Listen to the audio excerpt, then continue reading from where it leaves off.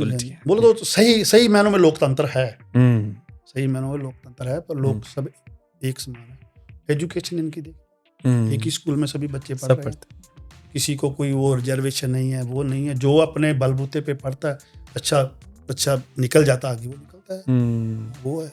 ये सोच के आए थे इधर ईमानदारी है, आप कोई भी काम करना है किसी सिफारिश की जरूरत नहीं पड़ती, सबसे ज्यादा तो ये। इधर अभी लोग इलेक्शन लड़ रहे हैं, वोट के लिए मांग रहे हैं, हम हेल्प करेंगे। उनसे एक ही क्वेश्चन करके पूछ लो, आप क्या हेल्प कर सकते हैं जो मैं नहीं कर सकता। उनके पास आंसर नहीं हो। पंजाब के नजदीक के थे, अब वो बंदे इधर अच्छे खासे बिजनेसमैन है, जिनको मैं अपने आने से पहले भेजा। कई बार तो ऐसा हो जाता बंदा दिल करता था छोड़ के सब कुछ यार चला जाए, हो जाता ना जब पंजाब से निकले, ईगो भी हो जाता है, वापस जाएंगे तो लोग क्या कहेंगे, उसकी वजह से टिके, फिर यकीन मान गए। कोरोना से पहले मैं 3-4 दिन काम करता था वीक, और कोरोना के बाद अभी 7 डे कर, अभी 7 डेज कर रहे हैं आप। इतना फर्क पड़ गया है। तब जितने भी लोग काम वाले होते थे वो 3 और 4 के बीच आके काम छोड़ के आते थे, सीधे पब में आते, एक वक्त गुजारते। हाँ जी, हाँ, सोशलाइजेशन। हाँ जी, सोशल। घर में ना तो फोन थे ऐसे, ये स्मार्टफोन नहीं थे, टीवी नहीं थे, डीवीडी नहीं था, पिक्चर लोग देखने के लिए कई बार रेस्टोरेंट में टीवी चैनल पे आते थे, कई लोगों के घर में टीवी भी नहीं था। अभी देखो, अभी कौन देखता है रेस्टोरेंट में बैठ के टीवी घर में भी नहीं देखता कोई, हर के पास खुद का टीवी लेके बैठे हुए हैं। खुद की जो है, आपने अगर रेस्टोरेंट लेना है ना, आपने कम से कम 5 से 7 साल आपने रेस्टोरेंट लाइन में काम किया होगा, उसके बाद आपको प्रॉपर नॉलेज होनी चाहिए, कहाँ से हम लोग किससे डील करते हैं, कहाँ से बियर आती है, कहाँ से खाना आता है, कहाँ से ये चीज़ आती है। आपको प्रॉपर वो चैनल का पता होना चाहिए ना, जो चैनल पे हम लोग काम करते हैं। और एक्स्ट्रा से टाइम, ईमानदारी से अगर सच्ची बात करें, रेस्टोरेंट चल ही इतने रहे थे, आप बस जैसी भी जगह ले लो, वैसी भी जगह ले लो, टेंशन नहीं थी, पता था काम चलेगा। तब तो ये तो पैसा होना चाहिए, जगह खरीदो और 2 साल में आप एकदम उस जगह को सेट कर लेते थे। गोल्ड टाइम था, चाहे बोलो हम लोग लकी थे। आज वैसा ही बिजनेस मैंने सेटअप करना होगा, मैं कभी नहीं करूँगा। अच्छा। तो हालात इतने चेंज हो गए। अच्छा। हाँ जी, हालात, हम लोग कहते तब फिनलैंड में मार्क्स थे। ओके, मार्क्स थे, करेंसी चेंज थी। हाँ जी, करेंसी इनकी खुद की करेंसी थी। खुद की करेंसी थी। ये 2000 में चेंज हुआ जब यूरो।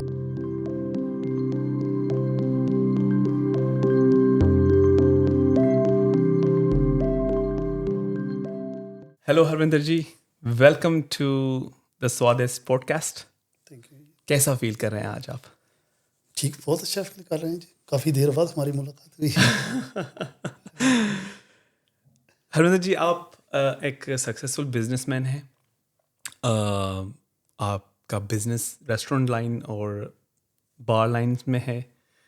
आप थोड़ा बताएंगे कि आप कौन हैं, कब आए थे फिनलैंड में, और कैसे आप इस बिज़नेस में ज्वाइन किया? हाँ जी, बात जय भाई ये है, मैं 91 अप्रैल में, इसी महीने में लास्ट में 30 अप्रैल फिनिश में इसको बोलते हैं, मतलब मे डे का जो पहले इवनिंग होती है, पपुआतो, फिनिश में बोलते हैं पपुआतो। जी बिल्कुल। उस दिन हम लोग इधर आए थे। ओके। 91 इज, हाँ जी, बहुत। हाँ जी, हम लोग एज वर्क परमिट पे आए थे। मेरे कजन का रेस्टोरेंट था, ओके, उन लोगों ने हमें बुलाया था, बस उससे इधर चल रहा है। फिर 99 से मैंने खुद का कंपनी बना के 99 में। हाँ जी, हाँ जी। सो 91 में आप जब आए तो आप एज अ एम्प्लॉय आपने ऐसे काम किया? हाँ जी। तो थोड़ा बता सकते हैं कि क्या क्या किया आपने, सीखा? एक्चुअली आए तो एज ए कुक थे, तो उस टाइम इंडियन रेस्टोरेंट खोला था कजन ने। ओके। नमस्कार। उसमें मेरे ख्याल में फिनलैंड में पहला हेलसिंकी में था। हाँ, हेलसिंकी में पहला, मेरे ख्याल में प्रॉपर इंडियन बोले तो 5 स्टार जैसा था, वो रेस्टोरेंट खोला था, हम लोग उसमें आए थे। लेकिन नॉर्मल रेस्टोरेंट में आते हैं, शुरुआत होती है डिश वॉशर से, चाहे बर्तन धोने से, लेकिन मेरी किस्मत अच्छी रही, मैं पढ़ा लिखा था। और कजन ने बोला नहीं यार, उन लोगों ने नया रेस्टोरेंट खोला था फिनिश, उधर पूरे का पूरा स्टाफ फिनिश था, और मुझे उन लोगों के साथ छोड़ दिया, तू बाहर वाला काम सीख। हाँ, क्योंकि कुक तो बहुत थे, बोले तू बाहर वाला काम सीख, बाहर का फिनिश स्टाइल से सीख। मेरी इसलिए किस्मत थी, मैं सीधा ही बार पे चला गया। उससे मुझे हेल्प मिली, लैंग्वेज बहुत सी थी। तो बाकी पूरा स्टाफ फिनिश था। हाँ। और मैं अकेला इंडियन पंजाबी बोलने वाला 91 में। लेकिन वो 9 महीनों ने मेरी फिनिश मुझे सिखा दिया। बाद में फिर ओह माय, आज और कल और बस। क्या मैं पूछ सकता हूँ कितने साल के थे आप जब 91 में? मैं 20 का था। You were very young. हाँ, बहुत यंग थे। बीएससी सेकंड ईयर के बिल्कुल लास्ट में छोड़ के आया था। जब आप इधर आए और जब आपने देखा, जी। तो जब आप आ रहे थे कुछ सोच रहे होंगे, 91 में मोबाइल तो इतने थे नहीं, तो कुछ सोच रहे होंगे कैसा होगा मुल्क, क्या कैसी चीज़ें होंगी। जब आप आए और जब आपने देखा, क्या ज़्यादा डिफरेंस था या क्या सोच रहे थे आप? नहीं, एक्चुअली मेरे लिए जी मैं आया नहीं था, लेकिन नोन था, क्योंकि मेरा कजन इधर काफ़ी देर से रह रहे थे। नॉन थे। हाँ जी, वो आते जाते रहते थे, मिलते रहते थे, बताते रहते थे। और मेरे आने से पहले जब इन लोगों ने रेस्टोरेंट खोला, स्टाफ की ज़रूरत थी। मैंने खुद से पहले, मैं उधर कॉलेज में पढ़ता था और ये लोग को आना जाना मुश्किल था। रोज़ बंदा आ रहा है, मुझे एसटीडी से फ़ोन करते थे उस टाइम। अच्छा। मैसेज आ जाता था, आपको फ़ोन करना है। फ़ोन करता था, ये बोलते थे फलानी जगह पे कुक मिला है, उसका वीज़ा अप्लाई करो और उसको भेजो। जब कॉलेज में पढ़ते हैं, गांव में रहते हैं, आपके लिए दिल्ली का चक्कर लगाना इस टाइम ये होता था जैसे बाहर जाके आ गए। भाई इधर से बोल देते थे बंदा उसको लेके आना, दिल्ली लेके आना, वीज़ा अप्लाई करना, टिकट लेके देना। उस टाइम वीज़ा तकरीबन 2 वीक में लग जाता था, फिनलैंड का वीज़ा। ओके। अप्लाई किया, 2 वीक में डिसीजन होके आ जाता था। मैंने अपने आने से पहले तकरीबन इधर 8 बंदे जैसे कुक, उनको जो चाहिए थे, अपने सभी पंजाब के नज़दीक के थे। अब वो बंदे इधर अच्छे खासे सेटल बिजनेसमैन बिजनेसमैन बिजनेसमैन जिनको मैं अपने आने से पहले भेजा। इसलिए मुझे सरप्राइज था, लेकिन हुआ जब इधर आए हैं तो झटका तो लगता है। हाँ जी, हाँ जी। पर इस सफ़र को अगर आप देखें, क्योंकि मैं अभी आपको अपने बिजनेस में नहीं लेके जाऊंगा, मैं अभी आपसे सवाल करूंगा जब आप 91 में आए और जो साल आपने गुजारे। हाँ जी, हाँ। तो ठीक है, आपको एक अपॉर्चुनिटी थी और आपके कज़न थे यहाँ पे, मगर काफ़ी सारी चीज़ें करी तो आपने खुद। जी। तो यहाँ का कल्चर बहुत डिफरेंट है वैसे हिंदुस्तान से, हमारे यहाँ से। तो आप कैसे आपने सारी चीज़ें सीखी? आप अपने आप को कैसे देखते हैं कि आप एडाप्टिव थे, यानी कि आप सारी चीज़ें अच्छे समझते थे कि नहीं जी ये ठीक है? फॉर एग्ज़ाम्पल इनका तौर तरीके, फॉर एग्ज़ाम्पल इनका कहना जो होता है वो कहना होता है, तो वो थोड़ा बताएं कि कैसे आपने। नहीं, स्टार्टिंग में डिफ़िकल्ट तो होता है। एक तो सबसे बड़ी प्रॉब्लम थी लैंग्वेज की। जब जैसे मैं अपने खुद के काम की बात करता हूँ, मैं उन लोगों के साथ काम करता था, वो बताते थे नहीं पता चलता, फिर वो खुद में जब बातें करते थे मुझे पता चल जाता जो गाली निकाल रहे पता चल जाता अब जब मेरे लिए कर रहे इसको क्या करें, हमारे पास छोड़ा हुआ। अच्छा। हाँ, लेकिन कई बार तो ऐसा हो जाता बंदा दिल करता था छोड़ के सब कुछ यार चले जाओ, चला जाए, छोड़ो ये सब बस का बात नहीं है। लेकिन ये मोमेंट आए थे आए एक बार नहीं, 2 बार 3 बार, बोले तो ज़्यादा बार भी आए हैं। हाँ, इसी मूवमेंट के ठीक है, लेकिन काम करना था। जब आए हैं फिर वो हमारा हो जाता है ना, जब पंजाब से निकले हैं ईगो भी हो जाता है, वापस जाएंगे तो लोग क्या कहेंगे, उसकी वजह से टिके। लेकिन मैं फिर भी 1 साल के बाद ही मैं इंडिया में चक्कर लगा के आया था। और उस टाइम 50-50 मन ये बन गया था, नहीं यार स्टडी कंटिन्यू कर लेते हैं जी। वो दूसरा 50% ये था, नहीं यार इधर थोड़ी जिंदगी अच्छी भी है, आज हो रहा है कल और हो जाएगा। हाँ जी, इतना इजी नहीं था, इतना इजी नहीं था उस टाइम। हाँ जी, 91 आप बैंक में उस टाइम तो, अभी तो भी बहुत इजी, आप कहीं जाओ इंग्लिश बोल सकते हो। उस टाइम तो आप बैंक में भी जाते थे जी, उन लोगों को जाके बोलते थे एक्सक्यूज़ मी भी मुझे ये काम होना है, उनको टेंशन आ जाती थी इसका क्या करना है। वो तो पूरा स्टाफ देख के पीछे से किसी को बुला के लेके आता था, इसके साथ बात करो, ऐसे डॉक्टर के पास होता था। अभी तो फिनलैंड बहुत एडवांस हो गया, पहले इंग्लिश का बड़ा, जहाँ हम लोग बैठे हैं जहाँ जंगल था पूरा, जब हम आए थे जब पूरा जंगल था 91 की बात कर रहे हैं, बिल्कुल हाँ जंगल था पूरा। तो आपने सफ़र स्टार्ट किया, आपने फ्रंट लाइन में काम किया, क्या क्या काम किए जब 97 तक, जब आपने खुद सोचा कि नहीं आज मैं अपना बिजनेस खुद स्टार्ट करूं? नहीं, मैंने रेस्टोरेंट में काम किया। ओके हमने एज ए वेटर भी किया, एज ए बार टेंडर भी किया, हाँ रेस्टोरेंट में काम किया, मेरे किचन में नहीं काम किया। तो यानी कि पूरे आपने हाँ जी, हाँ रोल्स जो हैं वो आपने रेस्टोरेंट का सीखे पूरा, समझे। हाँ जी हाँ जी, जो रूल्स थे, जो लॉज थे इधर के, जैसे मेन रेस्टोरेंट का आपको अक्सर एक पूरी सेटअप होती है, नीचे से काम चल के पूरा आपको लाइन पता है तो आप काम चला सकते हैं। थोड़ी सी भी गैप है आप वहाँ पे मार खाओगे। आपको रेस्टोरेंट का अगर बार का काम करना है, आपको वेटर से लेके पूरी दारू का पता होना, सभी हर चीज़ का पता होना चाहिए, नॉलेज होनी चाहिए, नॉलेज होनी चाहिए आपको। ये नॉलेज जहाँ पे आप मार खा जाओगे, मैं आपको किस्सा बताता हूँ। किस्सा? मेरे बार का काम करते करते हम लोगों ने खाने वाला रेस्टोरेंट खोल लिया। अच्छा। बंदे मिल जाते थे, चलो कुक रख लिया। कुक एट ए टाइम कोई हो गया गड़बड़, वो कम छोड़ दिया। वो कुक मैं तब बना खुद के काम पे काम करके। तो यानी कि अचानक से कुक गायब और गायब हो गया, बंदा कोई है नहीं है। खुद उसको कुकिंग होती, मतलब कि कुकिंग करते को देखा था, उसी हिसाब से शुरू किया। भाई कस्टमर आ रहा है, उसको कुछ तो देना है, करना है, कुछ तो देना है, ऐसे तो बंद नहीं कर सकते। उसके बाद पता चला भाई जो नहीं आता वो भी सीखो, जो नहीं आता वो भी सीखो यानी, और आप रेडी रहो उसके लिए। हाँ। तो इसको हम कहते हैं बिजनेस में हमारे जो स्किल्ड एम्प्लॉयज होते हैं, हाँ जी, तो उसका सब्स्टिट्यूट होना बहुत ज़रूरी है। तो वो आप ही खुद भी बन गए वहाँ पे। 10 बार एक पिज्जा बनाया। चलो दोस्त थे, उन लोगों ने हेल्प की, बंदा मिल गया, वीक में कवर कर लिया। लेकिन ऐसा भी टाइम ऐसे भी चैलेंज आते हैं। चैलेंज आते हैं।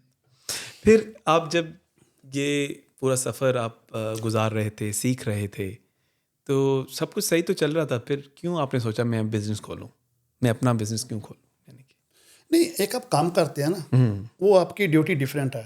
आपको एवरी डे अपने घड़ी के हिसाब से जाना है, घड़ी के हिसाब से आना है। फिर आपको फैमिली, शादी का भी सोचते हैं हम लोग, फ्यूचर का अभी शादी करना है, बच्चे होंगे। जब फिनलैंड में इतना बार रेस्टोरेंट में ये उस टाइम तक, अभी थोड़ा चेंज हो गया, लेकिन जब हम लोगों ने स्टार्ट किया था तब रेस्टोरेंट बहुत अच्छे चलते थे। अच्छा। आप इन्वेस्टमेंट करते थे, इन्वेस्टमेंट तकरीबन आप बहुत जल्दी अपना रिकवर कर लेते थे उस टाइम पर। हाँ जी, हाँ जी। अगर आप अच्छा रेस्टोरेंट अच्छा चल रहा है, आपको इतना काम करने की भी जरूरत नहीं पड़ती थी। यकीन मानिए, आप कोरोना से पहले मैं 3-4 दिन काम करता था वीक में, और कोरोना के बाद अभी 7 डे कर रहा हूँ। अभी 7 डेज कर रहे हैं? हाँ जी, इतना फ़र्क पड़ गया है। हाँ जी। क्यों फ़र्क पड़ा है? फ़र्क कोरोना के बाद पूरे का पूरा लाइफस्टाइल चेंज हो गया लोगों का। रेस्टोरेंट में वो जो 3 जनरेशन कोरोना में, जैसे इधर तो 18 साल का होता है, एक जनरेशन चेंज होती है। बिल्कुल। अब बच्चे 18 साल के होते हैं, वो 3 जब 18 साल के ऐसे माहौल में चेंज हुए, उसके बाद एकदम रेस्टोरेंट में बहुत फ़र्क पड़ा है। बिजनेस खास करके रेस्टोरेंट लाइन को, बार लाइन को। हाँ जी, हाँ जी, काफ़ी फ़र्क पड़ा। उसमें हम लोग जब डिसाइड किया, इसीलिए किया था, अभी शादी करना है, बच्चे होंगे, उनको टाइम दे सकते हैं, दिया भी है। खुद के बिजनेस ने बहुत ईजी हो जाता है मेंटेन करना। आपको पता है कल बच्चे का जाना है, डॉक्टर का टाइम है, आप बोल सकते हो भी कल उसको लगा दो, मैं फ्री रह।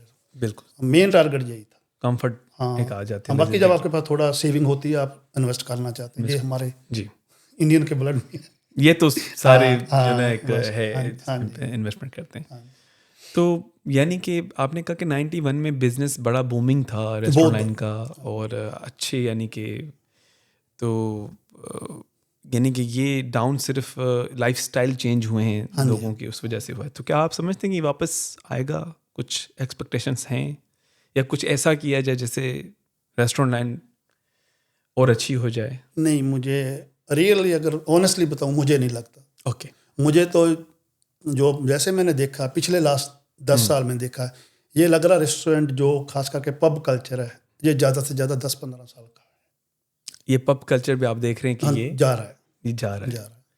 क्योंकि नई जनरेशन है, जो अभी सोचो 25 वाले हैं जी, 30 वाले हैं, उनके पास काम ही इतना है, टेंशन ही इतनी है, उनके पास टाइम ही नहीं है शाम को 3-4 घंटे आके पब में बैठ जाएं। तो जब हम लोगों ने स्टार्ट किया, तब जितने भी लोग काम वाले होते थे, वो 3 और 4 के बीच आके काम छोड़ के आते थे, सीधे पब में आते थे, एक वक्त गुजारते। हाँ जी, हाँ, सोशलाइजेशन। हाँ जी, सोशल। घर में ना तो फोन थे ऐसे, ये स्मार्टफोन नहीं थे, टीवी नहीं थे, डीवीडी नहीं था, पिक्चर पिक्चर लोग देखने के लिए कई बार रेस्टोरेंट में टीवी चैनल पे आते थे, कई लोगों के घर में टीवी भी नहीं था। ओके। हाँ जी, तब जब हम लोगों ने पब में काम किया स्टार्ट किया, ऐसे हालात थे।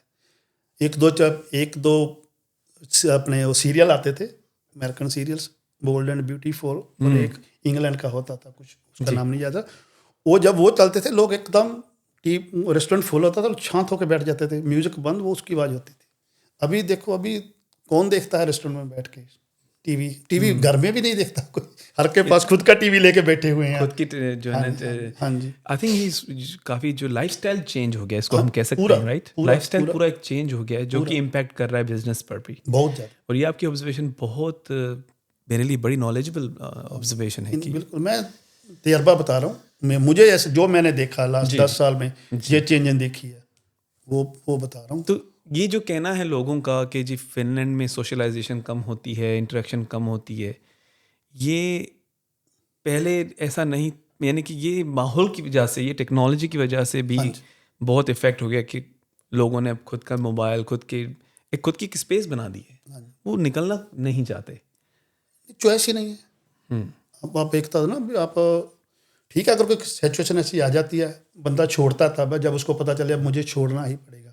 नॉर्मल जब से स्मार्टफोन आया ना, तब से जो सबसे ज़्यादा जो सोशलाइजेशन का प्रॉब्लम आ रहा है, लोगों का एक दूसरे मिलना बंद हुआ है, ये तब से हुआ है, जो मैं सोचता हूँ, जो मैंने देखा है। उससे पहले फिर भी जब तक वीडियो फोन नहीं होते थे, वो लोग जाते थे माँ बाप को देखने, दोस्त को मिलने। अब तो पता ही आप कहीं भी बैठे हैं, वो वीडियो लगा के तो हम लोग बैठे हैं, उसकी वजह से हाँ जी बहुत कम। तो आपने जब बिजनेस ओपन करने का सोचा 97 में, 99 में आपने जब बिजनेस स्टार्ट करने का सोचा, तो आप कौन से प्रोसेस से गुजरे? यानी कि अगर किसी को समझाना हो, फॉर एग्जांपल कोई अगर आज के दौर में ये सोचे कि मैं ये बिज़नेस लाइन में आऊँ, पार्टिसिपेट करूँ, तो कौन सी ऐसी चीज़ें हैं आपके जहन में जिसको परखना ज़रूरी है, जिसको अंडरस्टैंड करना ज़रूरी है? सबसे पहले तो ये है ना, आपको उस चीज़ का तजर्बा होना चाहिए। अच्छा।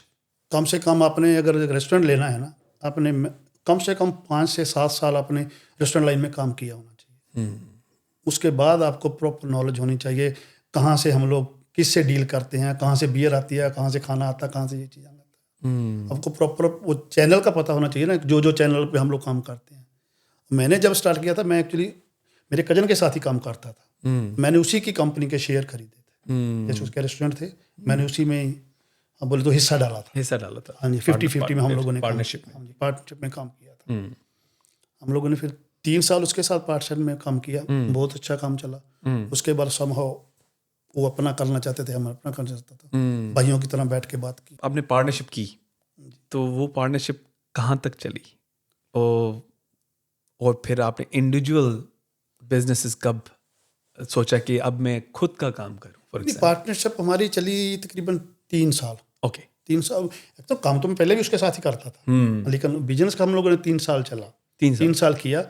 उसके बाद फिर मैंने 6 महीने के ब्रेक लिया। अच्छा, ब्रेक तो 91 से चले हुए थे। ठीक है, इंडिया जाए आए, वापस आ गए, लेकिन वो छुट्टियां नहीं होती। जब इंडिया जाते हैं, इंडिया में भी उतने ही काम हो जाते हैं जब आप लोग साल के बाद जाते हैं। पेरेंट्स उधर रह रहे हैं, छोटा भाई उधर रह रहा था। बिल्कुल बिल्कुल, उनकी जिम्मेदारी। हाँ, फिर रिलेटिव, हाँ जी, वो सभी रिश्तेदार थे।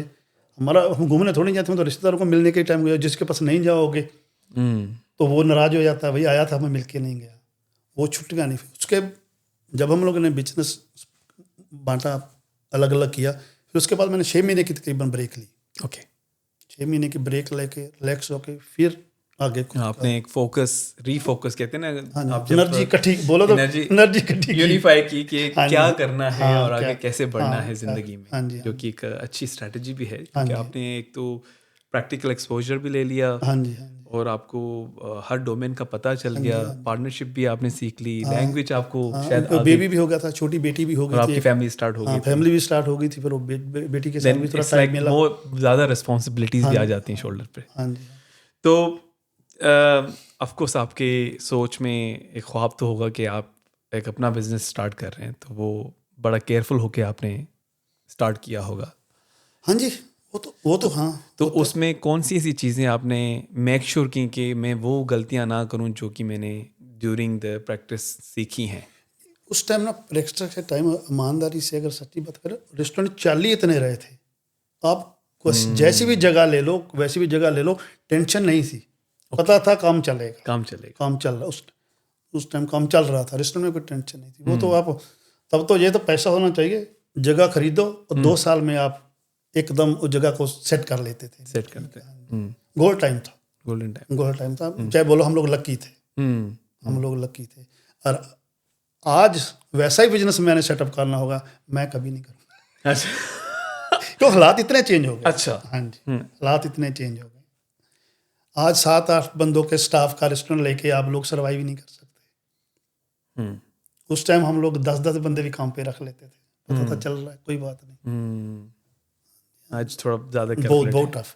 मगर आज भी तो बिजनेस बूम कर रहे हैं वैसे। नहीं कर रहे हैं, वही ना, गोल्ड लोकेशन है, कोई अच्छी लोकेशन है। अभी यानी कि आप कहना चाहते हैं कि लोकेशन भी थोड़ा मैटर बहुत मैटर।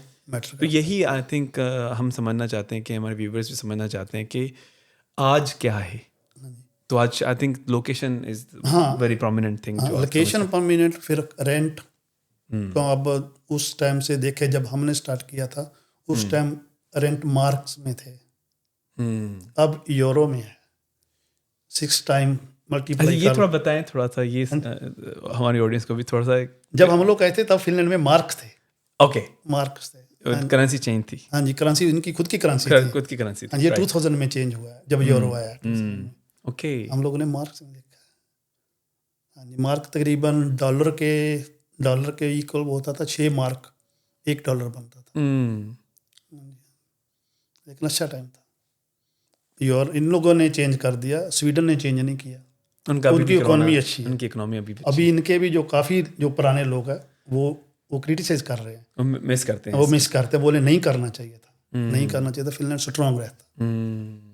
बाकी हम लोग इतने एक्सपर्ट नहीं है, लेकिन मार्क में लोगों के पास पैसा ज़्यादा था, लोग यूज ज़्यादा कर। जब एकदम यूरो में आया, सर्क चीज को थोड़ा ब्रेक लगा। ऑटोमेटिकली आपके अंदर वो कन्वर्ट वाला जो ना वो फैक्टर आ जाता है। अभी तो ये हालत होगी, जो चीज़ जितने मार्क की होती थी अभी उतने यूरो की है। लगा लो साहब, कितने गुना महंगाई बढ़ गई और जो एक्सपेंसिव बढ़ गए। राइट। तो location plays a very important role. Location और रेंट सबसे ज़्यादा रेंट। कितने बंदे काम करते हैं आपके अंदर, जो स्टाफ काम करता है, आप कैसे मेक श्योर करते हैं कि वो खुश रहे, ट्रेंड रहे, स्किल्ड रहे? हाँ जी, नहीं ये तो आपको देखना पड़ता है, एक फैमिली की तरह है। एक फैमिली की हाँ तरह। जी, हाँ जी। ओके, आप रेस्टोरेंट में काम कर रहे हो, पूरी की पूरी टीम अच्छी होगी तो काम होना चाहिए। आपको एक रेस्टोरेंट की टीम को एक फैमिली की तरह ट्रीट करना पड़ता है। हाँ जी। और मैं तो खुद काम ही ऐसे करता हूँ, मैंने कभी मालिक बना ही नहीं, मैं उस टीम का हिस्सा होता हूँ। आप ऐसे team member play as a team member play करता हूँ। हाँ जी, एज ए टीम मेंबर चलते हैं। कई बार तो उन लोगों को लिख के जाके देता हूँ, मुझे कल करना, लिख के छोड़ देना क्या क्या करना।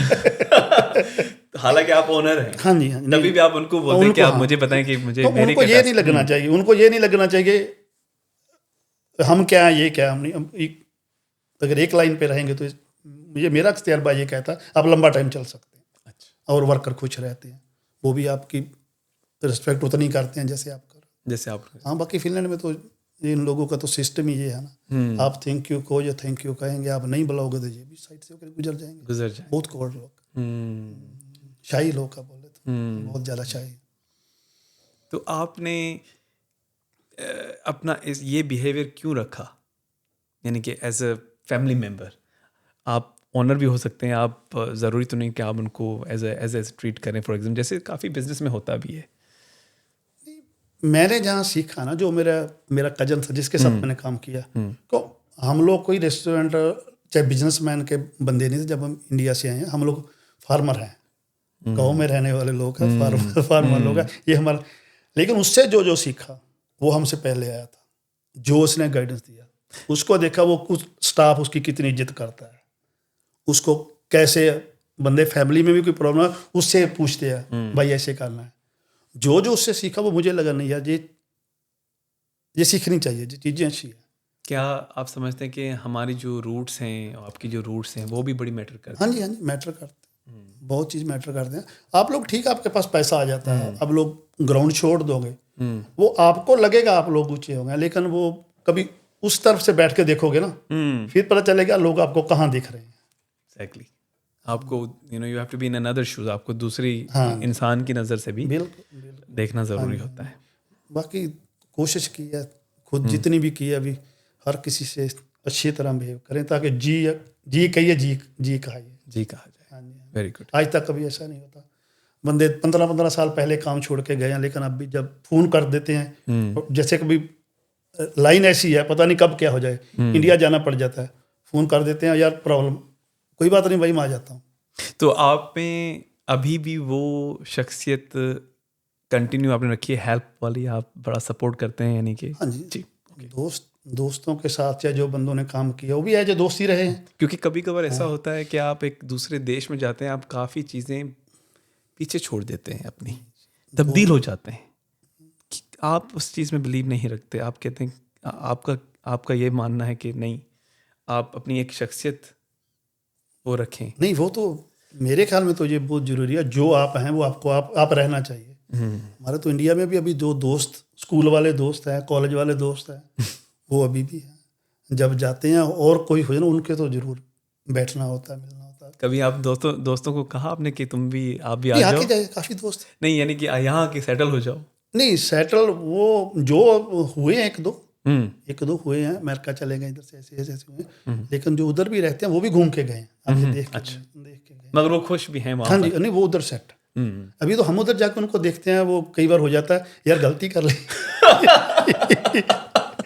गलती कर ली उधर होते हैं? हाँ नहीं, उधर हाँ अच्छी बिजनेस में आपको ना आप में जज्बा होना चाहिए और मेहनत करनी आनी चाहिए आपको। मेहनत करनी अलग है, करनी आनी चाहिए वो अलग है। मेरे 2-3 दोस्त हैं इंडिया में, बहुत अच्छी तरह सेट। Very good. एक खुशी होती है कि कभी आपके जो दोस्त हैं वो भी तरक्की करते हैं, खुशी होती है कि साथ मिलके तरक्की करते हैं, क्योंकि दोस्ती बड़ी मैटर भी करती है ज़िंदगी में। हाँ जी, बिल्कुल कि आपको हेल्प हो जाती है, आपको कभी परेशानी हो जाती है, वो सपोर्ट कर लेते हैं मेंटली, और ये बहुत ज़रूरी भी है। नहीं, दोस्ती तो ये जी, मैं तो सोचता हूँ दोस्ती रूह की खुराक है, रूह की खुराक है। आपको कई बार आपको ऐसी टेंशन आ जाती है, आप फैमिली के साथ भी शेयर नहीं कर सकते। नहीं शेयर कर सकते, वो कर सकते हो तो उसी उन दोस्तों के साथ कर सकते हो जो आपको पता, जो आपके दोस्त है। फिर एक बार बोल दे फोन पे, यार कोई बात नहीं, चलता रहता है, तो खुश रहे आप, उसी टाइम मेरे ख्याल में 90% आप लोग सेट हो जाते, रिलैक्स हो जाते हो। यार कोई बात, एक थेरापी है दोस्तों के साथ, थेरापी जो है ना, बात करना। बिल्कुल हम तो फोन पे बहुत बात करते हैं आप मिस करते हैं उन गलियों को, आप मिस करते हैं वो टाइम जो आपने वहाँ गुजारा? वो तो सदा ही रहेगा, वो तो सदा ही रहता है। अब भी जाते हैं, वो पुरानी बातें ही चलती है, नई बातें तो बच्चे बड़े हो गए, ज़्यादा इतना होगा, बच्चा शादी कर दी, ऐसा होगा। लेकिन जब थोड़ी के लंबा टाइम बैठोगे फिर तो यार तब ऐसे होता था, तब ऐसे हुआ था, ऐसे, वो तो आप भूल नहीं सकते। वो तो आज भी जाते हैं, आज भी घूमते हैं उन्हीं गलियों पे, लेकिन वो मज़ा नहीं रहा, चेंज हो गया, वो यादें, वो खुद आपके जहन में आ जाता है, हम लोग ऐसे करते रहे, लेकिन जो देखने वाले उनको नहीं पता चलेगा, वो जो आपके साथ जा रहा है उसको नहीं पता चलेगा ये किस फीलिंग से गुजर रहा है। कॉलेज में भी मैं जब भी जाता हूँ, कॉलेज के आगे से भी चक्कर लगाती है, वो घूमती है, आंखें बंद करके देखते हैं कि हाँ था। कौन सा कॉलेज? मैं मोगा डीएम कॉलेज में पढ़ा। ओके। सादी जिंदगी थी, बिल्कुल, और सब कुछ सादा था, मटीरियलिज्म नहीं था। हाँ, दोस्त थे, दोस्त अभी उस टाइम, वो अब आजकल तो शो बहुत ज़्यादा है, जो नई जनरेशन में देख रहे हैं ना, दोस्ती भी है, लेकिन उसके साथ साथ उन लोगों का दोस्त को दिखाने के लिए बहुत कुछ कर रहे हैं। रियलिटी, हाँ, एक आउट ऑफ कहते क्या है कि आप जैसे भी हो आप वैसे उसको एक्सेप्ट करो। हाँ, वो बहुत कम लोग, जजमेंट ना करो किसी को, नहीं, बहुत कम, कैसा है, कोई कैसा है, बहुत कम लोग आजकल। अगर आप इस चीज़ को लेके चलेंगे ना, बहुत कम लोग मिलेंगे। लोग आपके कपड़े, आपकी गाड़ी देख के जज करते हैं। टाइम आता जाता रहता है, देखा है, थोड़ा टाइम खराब आया, लोग आपको बुलाना भूल जाते हैं। ऐसे जब वापस टाइम आएगा, आप फिर ग्रो अप होते हो, गाड़ी अच्छी आ गई, गाल अच्छा ले लिया, लोग फिर इन्विटेशन डालना शुरू कर देते। ये भी देखा है? हाँ जी, देखा, जिंदगी ने बहुत कुछ खाया, बहुत कुछ देखा। हाँ जी, ऐसा टाइम भी आता है। मगर एक अच्छी बात आपसे, बहुत एक तो नहीं, बहुत अच्छी बातें सुनने को मिल रही हैं कि ज़िंदगी जी कैसी जाए और हाँ जी, हाँ। मेहनत कैसे की जाए और किसी और की मेहनत को भी अप्रिशिएट कैसे किया जाए। उतना ही करना चाहिए जितना आप खुद की मेहनत को कर रहे हो। कोई दो छोटा हाँ, नीचा हाँ नहीं जी, है। हाँ जी, नहीं, दो चीज़ें हैं जी, आपकी मेहनत और आपकी एजुकेशन आपके काम आएगी आएगी, आज नहीं तो कल आएगी। ये दोनों चीज़ों को जो बंदा कर रहा है ना, वो कभी व्यर्थ नहीं जाएगी, कभी व्यर्थ नहीं जाएगी। मैंने बिजनेस के साथ साथ मैंने और भी खुद का बिजनेस होते होते, खुद का बिजनेस चल रहा है, उसके साथ भी मैंने साइड पे जॉब करता रहा हूँ, सिर्फ चेंज करने के लिए। तो एयरपोर्ट पे मैंने 6 साल जॉब की है, हालांकि मेरा खुद का बिजनेस था, काम चल रहा है, और 2 वीक में 1 शिफ्ट लगा के आ गया, चाहे 2 शिफ्ट लगा के आ गया, लेकिन सिर्फ वो चेंज के लिए और सीखने के लिए, ताकि आपको तजर्बा भी होता है। डिफरेंट आप जाते हो, 700 लोगों का क्रू है आपका, 700 बंदा लाइन पे काम कर रहा है, आप उनमें से 50 लोगों के साथ काम कर रहे हैं, आपको पता चलता है लोग क्या सोचते हैं, जो दफ्तर में बैठ के काम उसके बारे में, चाहे आपका जो बॉस आके चक्कर मार के ले उसके बारे में क्या सोचते हैं। काम को कभी, कोई भी काम को कभी ये मत लो भी ये है ये वो है, काम को काम पूजा है, मैं तो कहूँगा काम पूजा की तरह लेके चलो। वो जो भी आपने किया है, आज जो कर रहे हो, छोटा छोटा काम है, लेकिन कल जब बड़े काम पे जाओगे आपको वो अच्छा लगेगा, वो अच्छा लगेगा। Very good, good to know that. इस मुल्क ने भी आपको काफ़ी कुछ दिया है। इस फिनलैंड में जब आए हैं आप, कौन सी ऐसी 3 चीज़ें हैं जो कि आपको बड़ी प्रभावित करती हैं, जो कि आपको बड़ी सेटिस्फाई करती हैं यहाँ पर? फिनलैंड का जो एक्चुअली जो है ना, हम लोग आए इसी जगह थे, हम लोग इंडिया से निकले ही, हालांकि वहाँ भी पढ़ लेते, चलो 2 नहीं 4 साल बाद जॉब मिल जाती सेटल हो जाता होती, कोई बात नहीं, आप वही है ना, आपको करना हो आप ठान लो, हो जाता है। लेकिन इधर ये सोच के आए थे, इधर ईमानदारी है, आप कोई भी काम करना है किसी सिफारिश की जरूरत नहीं पड़ती, सबसे ज़्यादा तो ये है। इधर अभी लोग इलेक्शन लड़ रहे हैं, वोट के लिए मांग रहे हैं, हम हेल्प करेंगे, उनसे एक ही क्वेश्चन करके पूछ लो, आप क्या हेल्प कर सकते हो जो मैं नहीं कर सकता, उनके पास आंसर नहीं होगा। हाँ जी, ये चीज़ फिनलैंड ने दी है। हाँ जी, क्वेश्चन कर सकते हैं। हाँ जी, हाँ क्वेश्चन कर सकते हो, किसी से भी क्वेश्चन कर सकते हो, बोलो। हाँ जी, बाकी जो इधर मिलियनर लोग देखे हैं वो भी उसी लाइन में लगे होते हैं, जहाँ कोई काम है, दफ्तर में काम, वही वहाँ हम जाते हैं, वही काम होता है। बाकी बच्चे एजुकेशन, यूनिटी है, इक्वलिटी है। हाँ, इक्वलिटी और जेंडर इक्वलिटी है, और हर चीज़ में इक्वलिटी है। बोलो तो सही मायनों में लोकतंत्र है, सही मायनों में लोकतंत्र है, पर लोग सब एक समान है।